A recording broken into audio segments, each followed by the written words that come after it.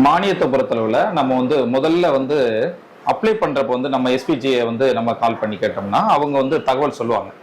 அப்ப நம்மளுக்கு என்னென்ன அதுக்கு டாக்குமெண்ட் தேவைன்னா நம்மளுடைய மின் அளவீடு அட்டை, அந்த நம்ம சர்வீஸுக்கு கொடுத்துருக்கக்கூடிய மின்சாரம் ரீடிங் பாயிண்ட் இருக்கக்கூடிய அந்த அட்டை வேணும். அந்த அட்டையில யார் பேர்ல இருக்கோ, சர்வீஸ் யார் பேர்ல இருக்கோ அந்த அட்டையும் அவங்களுடைய ஆதார் நம்பர் மட்டும் இருந்தா போதும். அந்த எந்த நம்ம சிஸ்டம் நம்ம கம்பெனில கொடுக்க போறோமோ எஸ்பிஜி டெக்னாலஜினா அங்கே கொடுத்தோம்னா அவங்க அந்த சூரியகாரோடைய பிரதம மந்திரியோட சூரியகாரோட போர்ட்டல்ல அப்ளை பண்ணிட்டு ஒன் டைம் பாஸ்வேர்டு, அந்த ஒரு முறை மட்டுமே பயன்படுத்தக்கூடிய கடவுச்சொல் வரும்.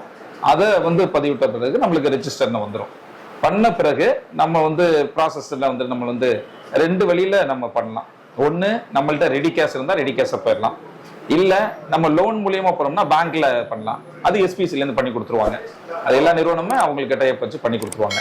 அதில் அப்ளை பண்ணிட்டு லோன் வந்தோடனே ஃபர்ஸ்ட் இன்ஸ்டால் பண்ணிடும். நம்மளுடைய வீட்டுக்கு வந்து எல்லாமே இன்ஸ்டால் பண்ணிடுவாங்க.